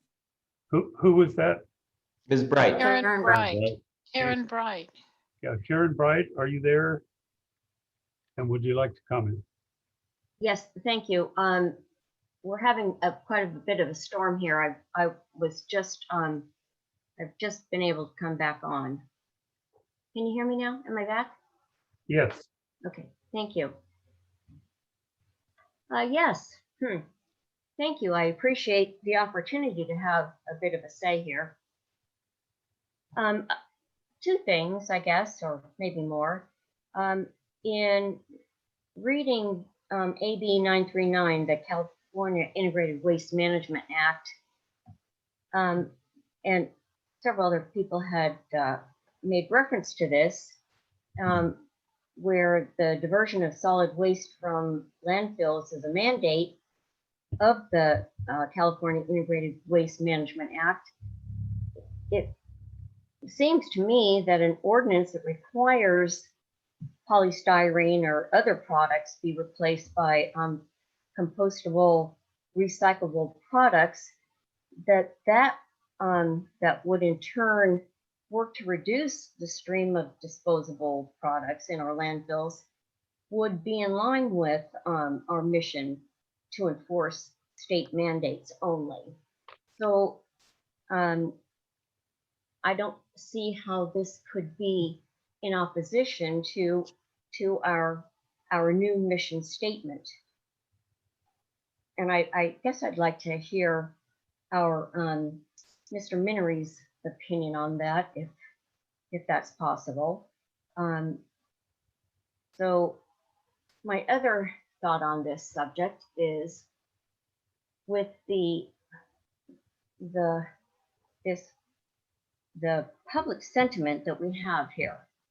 I just can't imagine how we could completely ignore again the huge outcry from the public. It is apparent that it is so important, not only to those who have spoken, but so many who don't have the opportunity to do so. And there was a comment made about other forms of litter that's thrown along the wayside, beer cans, for example. Beer cans don't kill wildlife. Polystyrene does. I guess that's all I have to say at the moment. However, I do oppose the repeal of this ordinance. I voted to postpone, not repeal. Thank you for giving me the opportunity to speak. Okay, thank you, Karen. Other board members, please. Mr. Chair, may I speak for a moment? Yes, please. So is this regarding the motion on the floor? Yes, it is. Okay, I just have to say, several opportunities have been presented by different directors today to compromise in order to keep the 2019 ordinance. And basically the motion on the floor has no compromise, which is very disappointing. Very disappointing. That's all I have to say. Okay, thank you, Jeff. Other board member comments? Seeing none, I'm going to go back to Barbara, and I believe Janine Rans wanted to comment and couldn't get in under public comment. Okay, give me 1 second.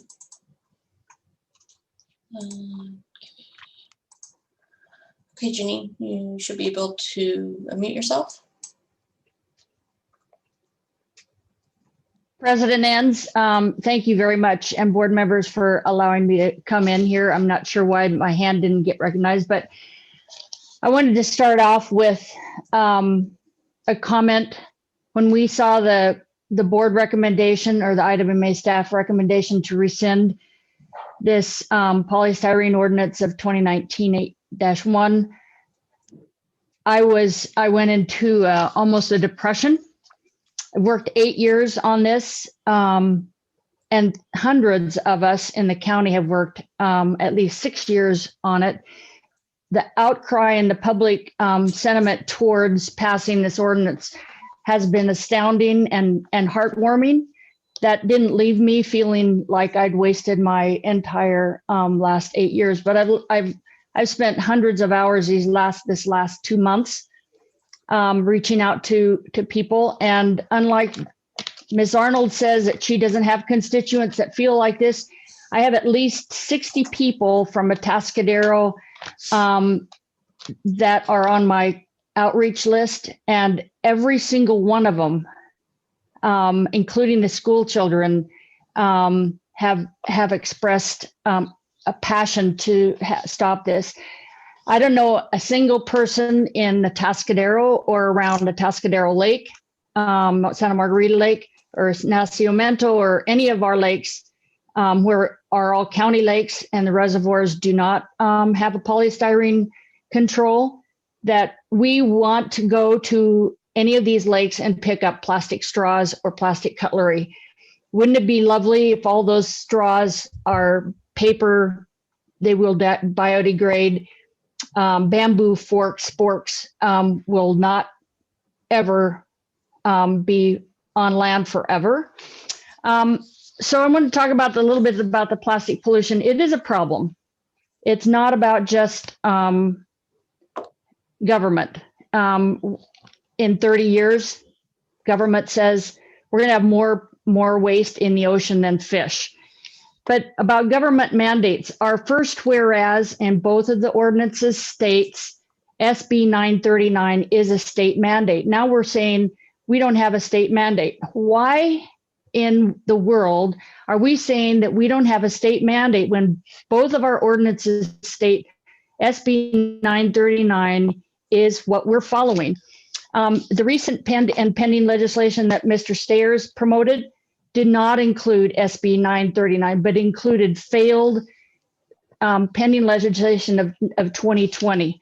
So it doesn't make sense that we're ignoring state mandates that was passed in 1989. We can't go back and ignore 30 years of legislation. Thank you. Thank you, Janine. With that, I'll close public comments. Bring it back to the board. And I'd like to make a couple of comments myself at this time. First of all, I want to put on the record that I did get one telephone call, Mr. Gibson, from the California Restaurants Association, out of Huntington Beach is where the call came from, asking us to not implement this ban. So it's 1 to 400 in the count of responses, I think, but just for the record. 2, I want to apologize to Jeff. I was holding a space for your motion, and probably should have asked you to do that sooner. I appreciate that, Chair. I understand the issue of the styrofoam, and I think one of the most significant things that was said, based on the industry that I'm in, John Hammond's made a comment about the construction industry has a lot of styrene, and if you read through the ordinance, there are so many exceptions in there about all these different products and so forth that are exceptions to the ordinance, that it really comes down to just banning, as some people have said, the polystyrene cups and the clamshells. And in that light, I could see that the compromise here would be to try to come up with an ordinance that's more directed toward what we're trying to do. In the meantime, and I'm going to refer to Brooks here and ask for a statement. John Hammond's also mentioned that the mission statement of the IWMA is to educate the public. Keith Storton talked about that. And I think that the IWMA can spend some time and money educating the public. And I'd like to ask Brooks, before we vote here, what is your latitude toward just implementing a program of education regarding clamshells and polystyrene cups? Brooks? Yes, thank you, President. Yes, we've been internally working on that. We already have some of those information in the polystyrene ordinance page that we prepared for alternatives, and to expand that and do a education push throughout the county on alternatives and best practices regarding plastics. So we are prepared to do that in the near future. Okay, thank you. If we wanted to come back with a modification to this ordinance, we could proceed with the motion that we have, and then we could also come back later if someone wanted to propose or write an ordinance that was more direct toward what the objective is here. And then we certainly, as a board, could make a motion to skirt around the state mandates only for one item in the future.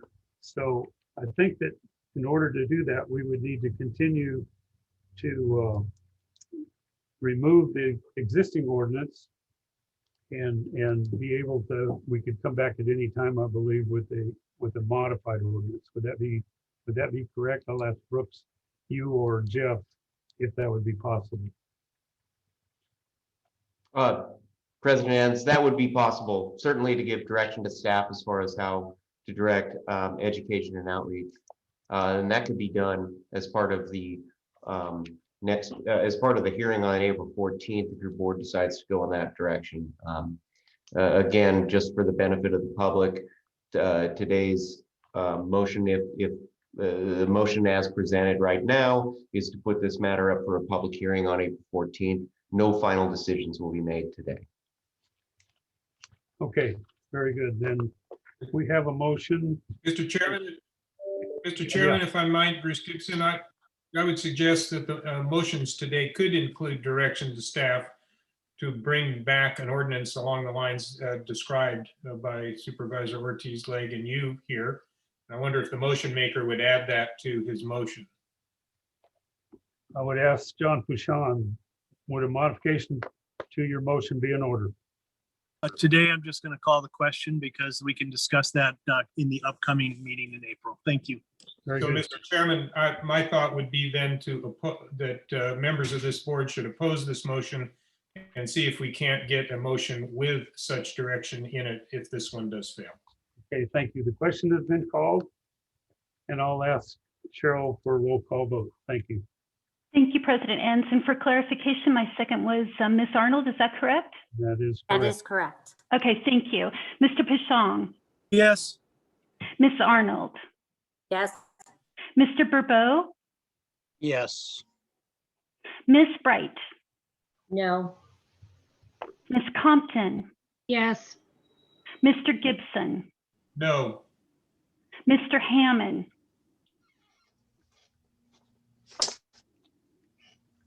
Mr. Hammond, Aye. Mr. Heller, No. Ms. Marks, No. Mr. Newton, Yes. Ms. Ortiz-Leg, No. Mr. Storton, No. President Enns. Yes. Motion fails 7-6. Could you check that? Okay, I have 7 noes and 6 yeses. I have Ms. That's Arnold. never- I'm sorry, unless I Please missed, check that again. unless I did not hear somebody correctly, let me repeat the vote. I have Mr. Pishong with yes, Ms. Arnold, yes, Mr. Burbeau, yes, Ms. Bright, no, Ms. Compton, yes, Mr. Gibson, no, Mr. Hammond, yes, Mr. Heller, no, Ms. Marks, no, Mr. Newton, yes, Ms. Ortiz-Leg, no, Mr. Pishong, yes, Mr. Storton, no, and Mr. Enns, no. I believe No, I'm sorry. Mr. Enns was yes, I believe. Oh, I am so sorry. I apologize. I apologize. So then we have 7-6. 7 yes. Yes, 7 yes, 6 no. I'm sorry. I apologize. Okay, then the motion passes, Motion passes. and I hope that we can consider some further action on this, and I'll work with Brooks on public education and what we can do within our budget. With that, thank you everyone for the robust discussion. And we will now go to item number 11. Brooks? Yes, thank you, President Enns. And I don't know if I have the numbers wrong. I had it as item 10, but is that correct number? Am I off or are you off? I think we're on 11 now. It changed Okay. from the previous. Yeah, sorry, I have the wrong number there.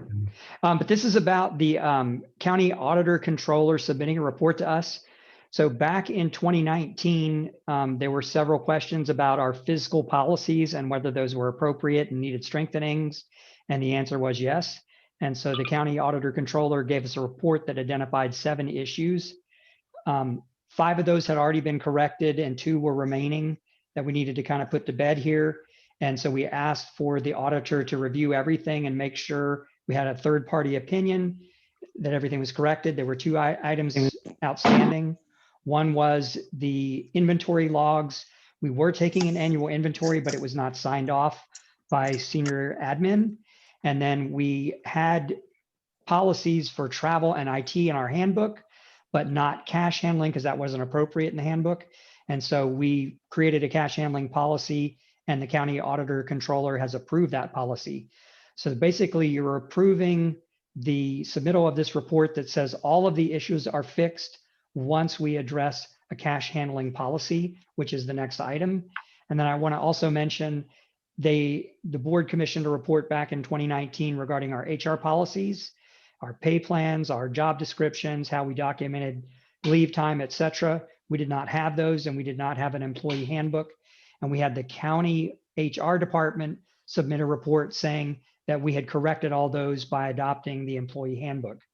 So with the receive and file this report and the next item approving the cash handling policy, we will have addressed all the issues identified in 2019 regarding the financial and HR processes for IWMA. So we think it's very good news that all this is put to bed and a third party has come in and verified all this. Very good. Thank you, Brooks. This is the receive and file item, but we will go ahead and take board member comments at this time. Mr. Enns, real quick. This is Yes. Keith. Brooks, I just want to say thank you to you and your staff. You've had a lot of work to do, not only the day-to-day business of the IWMA, but doing a lot of catch-up and repair in areas that needed to be taken care of with rules, regulations, and policies. And I just want to thank you for getting us to this point. Any other board members? Just for the record, we'll go to public comment. Barbara, is there anyone wishing to speak on this item? This time, if a member of the public wishes to make a comment, you may select raise hand at the bottom of your screen, or if you're on the phone, you must press *9. I have no public comment.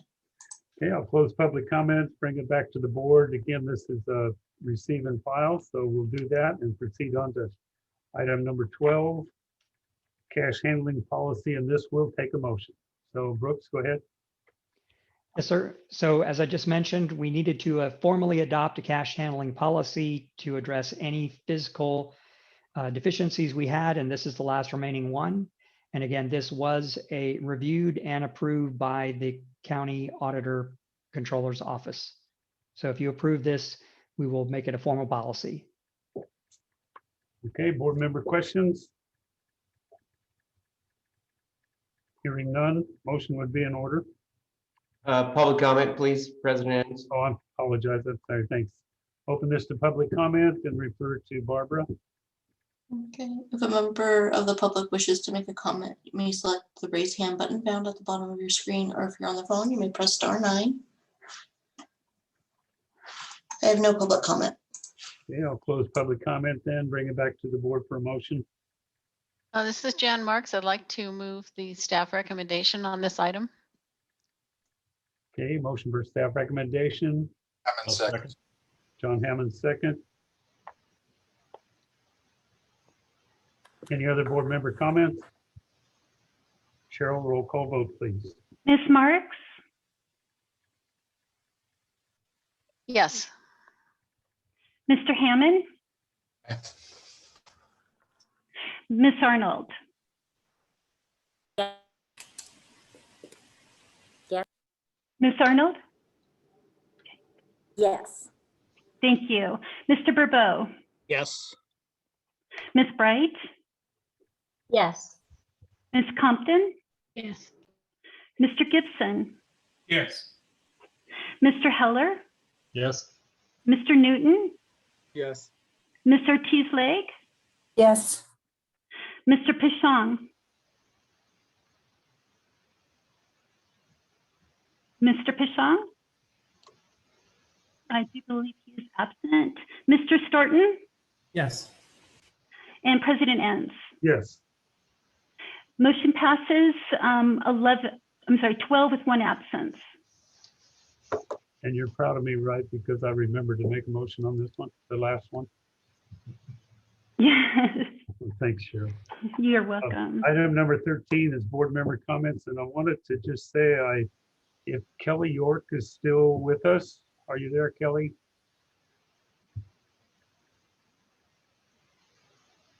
Yes. Okay, I just wanted you to put your picture up. There you are. Wanted the board to say hi again and welcome you. We had an opportunity, an invitation from John Ryan to go out to the MRF, as they call it. You have to know these technical names, but the recycle facility. Brooks went, Patty, Kelly York, and we got to see something new, and I'm going to ask Brooks to tell us about it. Absolutely, and I'll show some pictures for you next month. But yes, they got a couple of robotic sorters on their plastics line, and they are the little suction cup type. And I think they do 90 pulls a minute, which is more than twice as fast as any human could do it. And as they mentioned, they don't take breaks and they don't call in sick. So they're sorting a higher percentage of plastic and being more efficient at it. It's great technology. It was very exciting to see that, and of course, John Ryan's very proud of that. And I think, Patty, did you have any comments you wanted to make, or Kelly? I think Brooks covered it. Okay, thank you. Kelly, anything? It's just been very fascinating to go out and see the new facilities, the new robots, the technology that they're developing in the industry is very cutting edge, and I think it's going to go a long ways with our community.